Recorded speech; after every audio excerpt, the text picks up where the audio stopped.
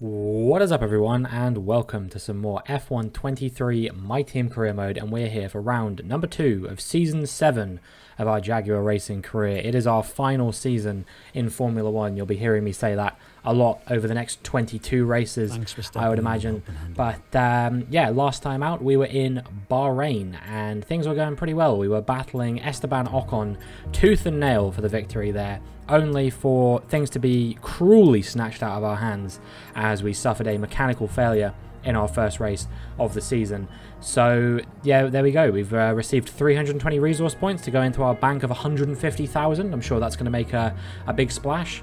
And hopefully in Saudi Arabia we will be able to bounce back with a decent points finish, get ourselves on the board, get ourselves off the bottom of the World Championship. We finished last season at the top of the World Championship, and we kick off this season at the very, very bottom because we were the first retirement from the race as well. I believe Oscar Piastri also retired later on during that race, but yeah, it was only me and him that retired, so I will be the P22 wooden spoon man in the championship at the moment. Meanwhile, my teammate Charles Leclerc, as you just saw there, occupies the number 2 spot behind Esteban Ocon, who of course won that opening race, and it's George Russell currently running in P3. So Red Bull having a very strong start to the season with both Ocon and Russell getting a good result. But now we are going to be making our way into the race weekend proper, getting ready. We did the F1 hot lap supercar thing, which I don't know if they've confirmed that that's going to be a thing for next year's game or not. It would be interesting if it wasn't. I think, you know, that could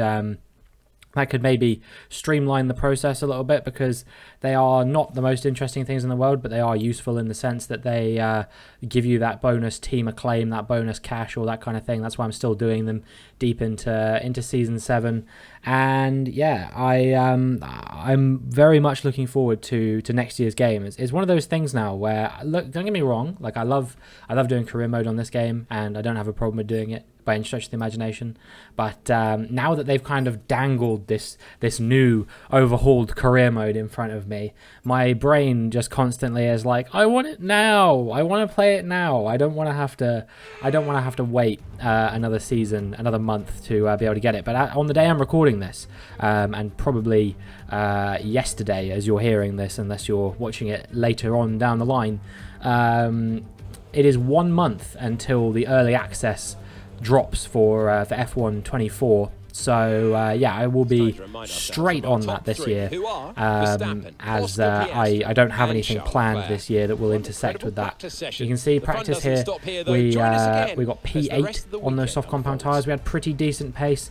I don't think we'll be capable of winning here, to be perfectly honest with you, but I do think that we have the potential to put up a strong performance, which obviously, as always, starts in qualifying, which is what we're getting into now, and hopefully we'll be able to deliver a good performance. But yeah, as I was saying, last year we ended up a little bit late to the F1 23 party, because I was actually in Denmark when the game released, so I had to kind of sit back from my hotel room in Denmark and watch as everyone around me was enjoying F1 23, and know that I had to wait 2-3 days to get on the hype.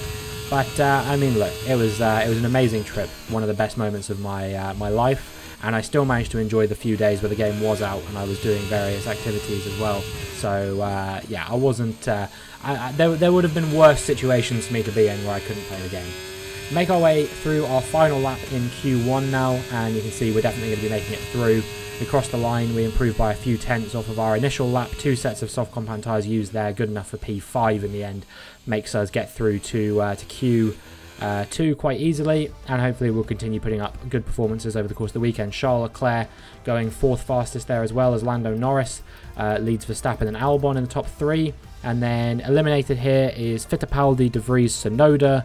Couple surprising results here in Magnussen and Perez, but I mean, I said this last race as well. I don't even know if Perez is particularly surprising anymore with how disappointing some of the performances he's been putting up are.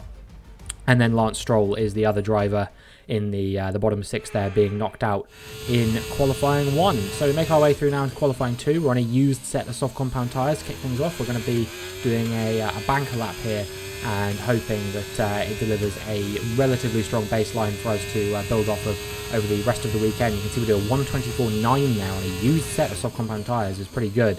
So yeah, hopefully we'll be able to find a decent chunk of improvement on a fresh set and hopefully make our way up the order. But we will be through regardless of what happens. Currently running in P10, and we're going to be the last driver to cross the line. So as we're around the final corner, we're improving by a couple of tenths. I don't know where this is going to put us in the order. It's a 1:24.7, and that is good enough to see us through to Q3 in P5. So not bad, P5 in both sessions, and I wouldn't be mad with a P5 in qualifying and a P5 in the race. Whether that happens or not remains to be seen. Lando Norris going fastest again there from Russell and Piastri this time. And then Leclerc is out in P16 actually, along with last race's winner Esteban Ocon, knocked out in P14. Verstappen in the Ferrari also out, perhaps a bit of a shock. Sargent, who finished P4 last race, he's out in Q2 and P12 as well. And then both of the Hasses of Doohan and Pourchaire also knocked out there. So yeah, quite a few shock results there, as some of the drivers you wouldn't really expect to make it through have made it through, including Zhou Guanyu. I can't remember the last time that he made it into a Q3 session, but he's made it. VESTI made it into Q3 as well. So we'll see what those guys are capable of. And we're going to cross the line on a used set of tyres to do a 1:24.8 on our banker lap, but we'll see what kind of time we can accomplish as we make our way round the final few corners into the final sector of our final lap in Q3. And we're up by quite a lot actually, you can see on these fresh soft compound tyres. 5 tenths improvement we're doing at the moment. And I think again we're going to be the last drivers to cross the line, so where we end up is where we will be. And as we round the final corner now, you can see we've found even more time through there. It's a 7/10 improvement, so we're going to be into the low 1:24s here. I'm not sure exactly what time it's going to be, but it's a 1:24.1 as we cross the line, and that is good enough to put us in P2. Not quite pole position, but P2 is not bad at all. We'll be starting on the front row tomorrow, and hopefully we'll be able to get a good result from there. Finished. It's time to remind ourselves of our top 3, VESTI, Robinson and Dennis Hauger. Goodbye for now then, but we are really just getting started. Make sure you join us again for Lights Out tomorrow. Frederick VESTI, look at that, our first pole position in Formula 1, and maybe he'll be able to turn that into a first win in Formula 1. Hauger qualifying P3 as well, so it's an incredibly Scandinavian top 3 this time. Obviously not myself, but I do speak a Scandinavian language. So yeah, very, very exciting, and hopefully we'll be able to get a good result in the Saudi Arabian Grand Prix. So here we are then, welcoming you today to one of the jewels of the Arab world. Jeddah, one of the biggest cities in Saudi Arabia, second only to Riyadh, gateway to Mecca. One of the biggest ports in the region, and now host to the Saudi Arabian Grand Prix. So let's take a look at a topographical map of the Jeddah Street Circuit. As you can see, a number of challenging corners for the drivers to master here. We'll see just how much the teams have benefited from their time spent in practice this weekend. And like many street circuits, this track has the potential to punish drivers that get it wrong. Let's hope we avoid any safety cars today. Off the back of a fantastic qualifying session, it's time to see how our starting grid looks like for today's race. Frederick VESTI lines up on pole position, and Robinson completes the front row. As we continue through the rest of the grid today, we have Hauger, Russell, Oscar Piastri, Albon, Norris, Gasly, Zhou, Liam Lawson, Verstappen, Sargent, Doohan, Ocon, Théo Pourchaire, Leclerc, Fittipaldi, De Vries, Tsunoda, Magnussen, Perez, and Lance Stroll brings the grid to a close. Now, it's almost time for Lights Out, so let's go down to the track. And Anthony Davidson joins us for this one. And great to have your company. There's no weather to worry about here. What will be going through the drivers' minds as they finish these last-minute preparations? Well, I imagine they'll be starting to feel the adrenaline as they anticipate the rundown into turn 1, a bit like preparing to go into battle. The unknown situation will bring nerves, but that's a good thing. It will keep them focused on the moment and on their surroundings as we build towards the start of the Grand Prix. Right then, so here we are down on the grid, and we're getting ready with the strategy. I'm going to be starting on these medium compound tyres and then going on to the hards around lap 11. Going to be attempting a bit of an undercut on those other drivers who are starting on the medium compound tyres as well. Hauger actually starting on the softs here, so he could be a bit of a threat to take the lead here. Obviously, he got 3 victories in Season 6. If you watch Season 6, you'll remember those crazy races with Hauger getting the victory in France and Zandvoort, and also in Texas, I believe. So, yeah, could Hauger potentially challenge Frederik Vesti and myself for the lead here today? Will it be Vesti picking up a first win? Could it be somebody else? Could it be George Russell or Oscar Piastri? Piastri maybe finally will break his streak of not getting a victory, but we'll see what we can do as the lights come on. And the lights go out, and we've had a good getaway compared to Frederik Vesti there. A bit slow off the line, the Danishman, I should say. And we make our way through the first couple of corners up into the lead of the Saudi Arabian Grand Prix, and now we're going to see how long we can hold on to this for. Given that Dennis Hauger was on the softs, I was actually expecting a lot more from him here, but he's actually fallen down from P3 to P5 behind George Russell, and Alex Albon as well has made his way up into P4, so he could now be the threat here on the soft compound tyres.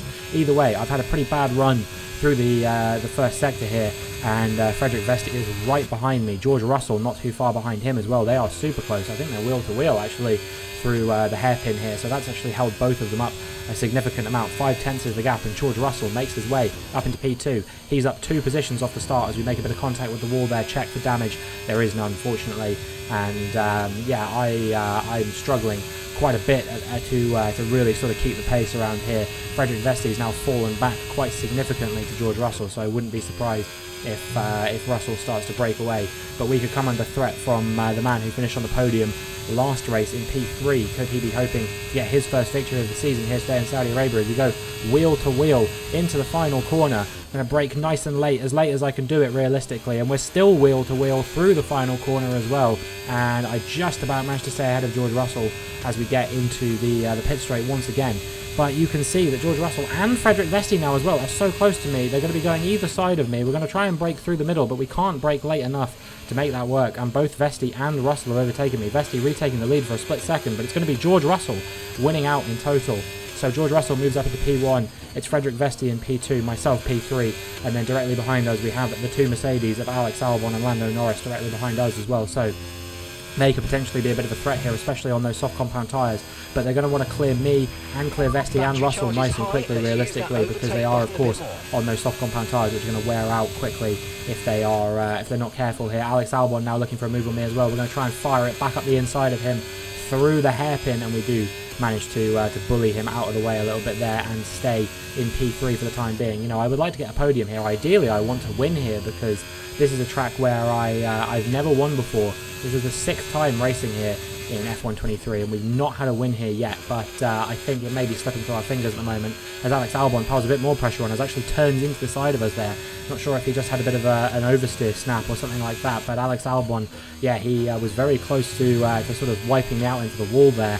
Meanwhile, Russell now has broken 3 seconds away from us. Here comes Alex Albon once again up the inside, making his way into P3. We're going to try and stay with him if we can. He doesn't have any DRS for some reason, so it was just a very trivial affair in the end there to get back up the inside of him. This time, of course, though, he will have the DRS, so we're going to come under even more pressure from Alex Albon as we make our way through the big, long, left-handed corner. Very fast corner there, if you can even really call it a corner. And Alex Albon super slow into the final corner there. We almost break our front wing on his diffuser, but fortunately, it seems like everything has stayed intact. Vesti still putting a lot of pressure on George Russell for the win here.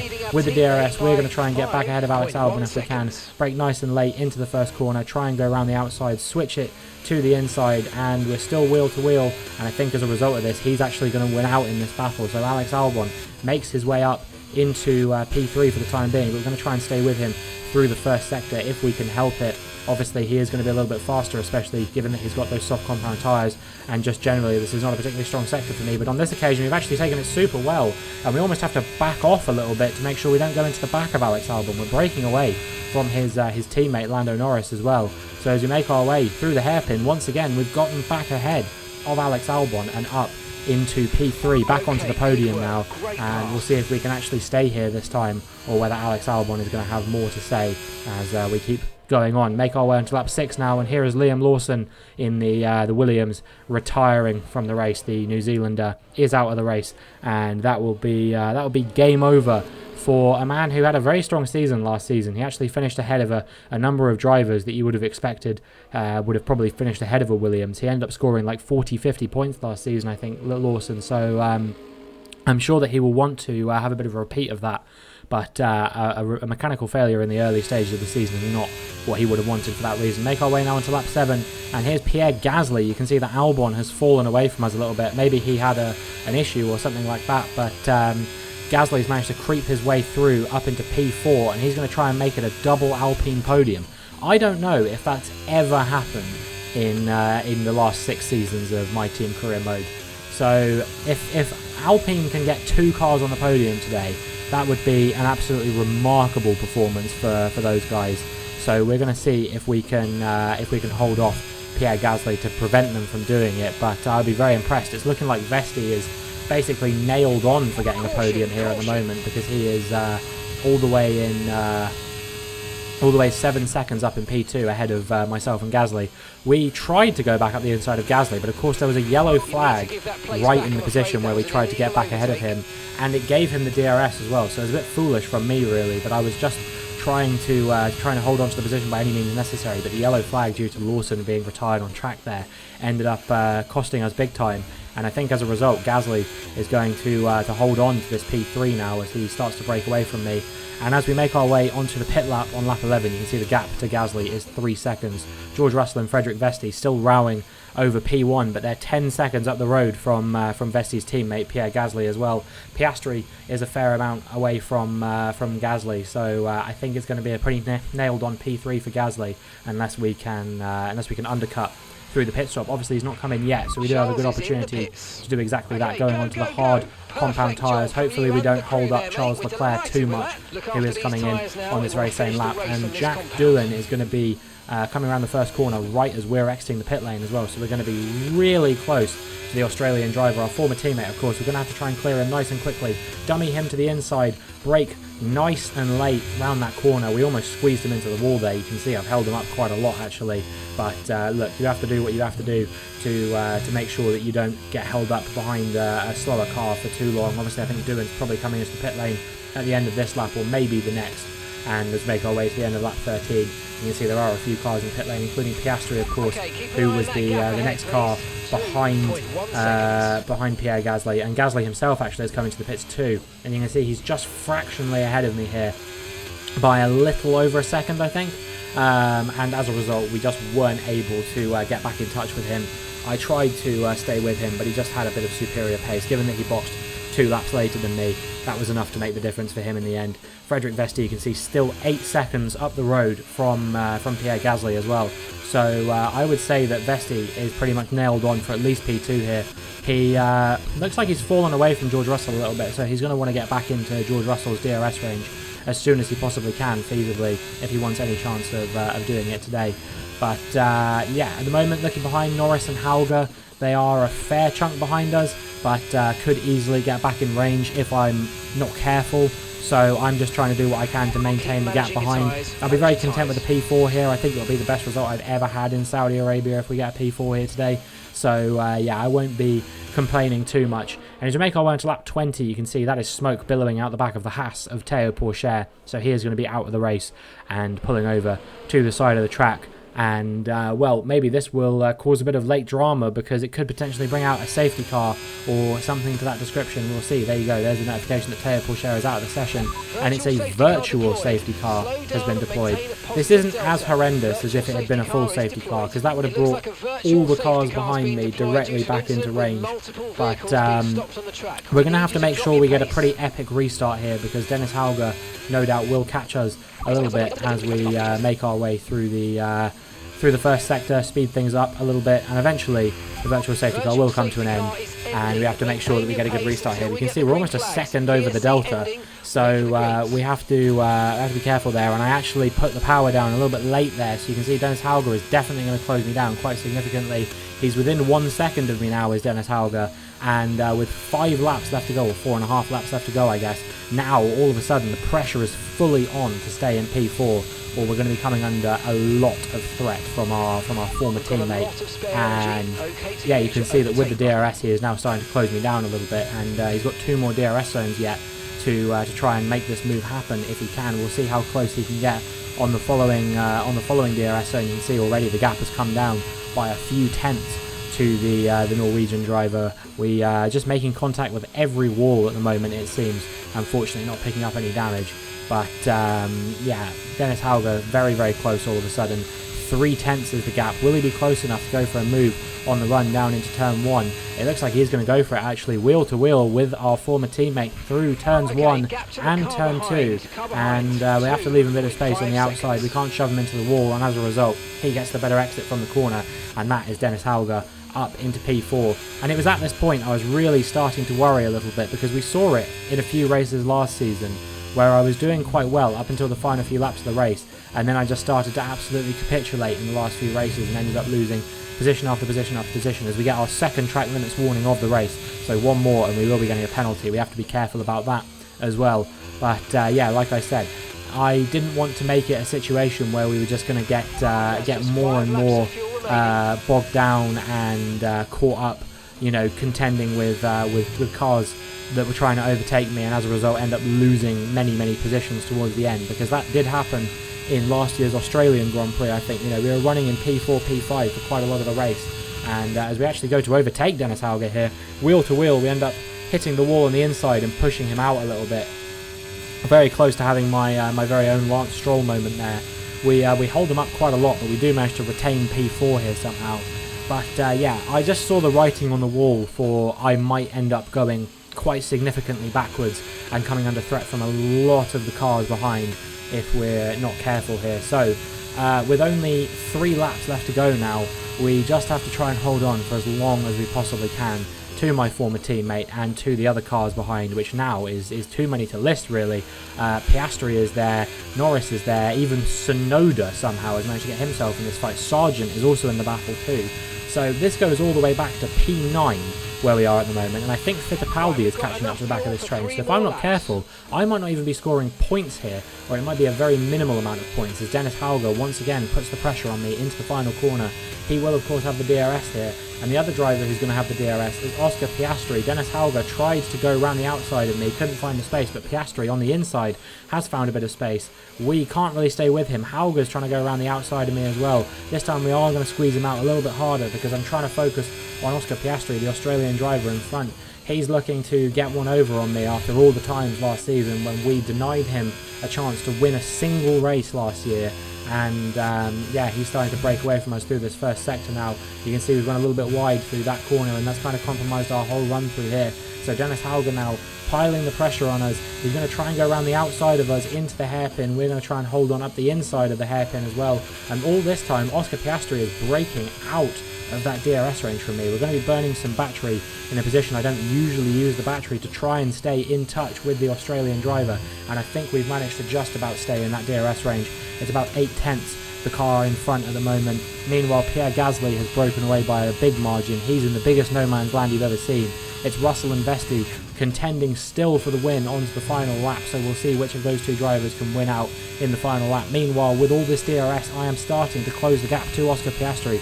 Once again, it is currently P4 for the Australian driver, but could we go for a move into the final corner? He's actually locked up there, he's gone deep, and we've snuck up the inside of Oscar Piastri to make our way back into P4 in this race. Suddenly, this race has come to life in the last few races. I was kind of operating in a no man's land a little bit after the pit stop phase, but because of that VSC, it's really brought this race back to life. So much action going on. Who's going to finish P4 here? Will it be me? Will it be Piastri? Will it be Hauger? Could it even be Yuki Tsunoda in the Alfa Romeo, who's had one of the most anonymous careers I've ever seen so far in Formula 1? Could he be on for something remarkable today? Could he have a special result here if he can capitalise on all the battling going on between the rest of us? Meanwhile, I think Norris has backed off a little bit. I think Sargent might still be involved in this battle, but I'm not sure. He might also have backed off a little bit. There's a big battle brewing behind this one as well for what I believe is P8 at the moment. So we're just trying to hold on from the rest of these drivers. No pressure yet, but now, of course, is when we're getting into the DRS zones. So Oscar Piastri is going to close me down at significant pace here through these last few DRS zones. We've survived through the first one, but we make a bit of contact with the inside wall there as George Russell crosses the line to win the race from Frederick VESTI, and I'm sure it will be Pierre Gasly to take the win. But here comes Oscar Piastri making his move around the outside through the final few corners as we make our way into the last corner. I'm going to try and dive back up the inside of him if we can. We just about managed to get the car slowed down in time for the corner, and I think unless Oscar Piastri can do anything with the DRS now, it is going to be him having to settle for P5. We crossed the line to take P4, and I think Tsunoda ended up getting 6th there. So that's an incredible result for the Alfa Romeo driver there. I'm sure he'll be very pleased with that result. I'm pleased with the P4 because it is the best result we've ever had here. Tsunoda rightfully gets driver of the day, and man, I need to take a breath. Brilliant stuff from Red Bull today. What a superb victory. Anthony Davidson, how do you think they were able to set themselves apart today? Well, time management probably played quite a large role in the outcome of this one. As ever, it's not just about speed, it's all about maintaining that speed consistently over a stint, over a race distance. So being able to keep up the lap times while still being smooth on the controls and gentle on the tyres, that's really where the race was won today. The drivers are en route to the podium as we speak. What a fantastic win for the Red Bull team. They've performed exceptionally today, keeping us firmly on the edge of our seats throughout the entirety of the race. Congratulations to everyone at the team. George Russell picking up his first victory of the season, I believe, in the same location where he won his first race of last season, because if I'm not mistaken, he won the opening round of last season. Obviously, there was no Bahrain Grand Prix. Big congratulations to Frederick Vesti picking up his first podium in Formula 1. Pierre Gasly returns to the podium as well. Pretty strong performance from him, a 2-3 for Alpine, and I'm sure they'll be very happy with that. So let's have a quick look at how the drivers' standings have changed. George Russell takes the lead of the Drivers' Championship. After an incredible day of racing, who was your driver of the day, Ant? But there's no question in my mind, it has to go to George Russell. What a performance. He's got every right to be proud of what he accomplished out there today. It's time to check out the Constructors' standings. Red Bull pull further ahead in the standings. There was also a strong showing from the McLaren team today as they make their way up the standings. Been an absolutely wild weekend of Formula 1 action. I can't wait to see what's next. Well, I'll tell you someone we didn't talk about all race, Charles Leclerc, and partly that was probably due to the fact that he was literally nowhere. I genuinely wasn't even really aware of where he was in that race. I kind of just forgot I had a teammate completely. Can I just say, look at how striking the purple colour on our livery looks under the lights. It looks absolutely gorgeous like this. I think we've played a blinder on this year's livery, I can't lie. But, yeah, Leclerc, what a shockingly poor race from the Monegasque driver today. I really thought when he was knocked out in Q2 that he was going to battle his way back at least to get into the points.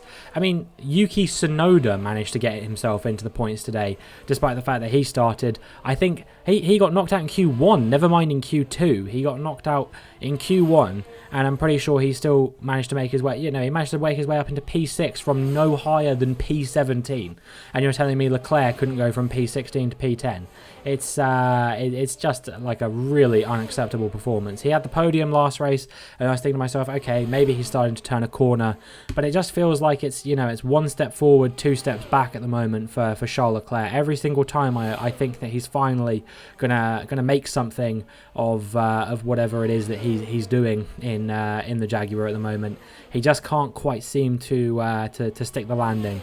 So yeah, it's really just not what I would want to see from Charles Leclerc at the moment, and I can only hope that he can get a little bit better as the season goes on. Of course, we are going to the site of his last Formula 1 race win, which is Australia. Next time out, he won there in no small part due to my absolutely heroic wingman-esque performance. I really helped him out last race in Australia by holding up a lot of the cars that ended up going on to finish P2, P3, for example. I battled with them for a long time and allowed Leclerc to break away, and as a result, he managed to take his first victory in the Jaguar, and still to this day, the only race that a Jaguar driver has won that wasn't won by myself.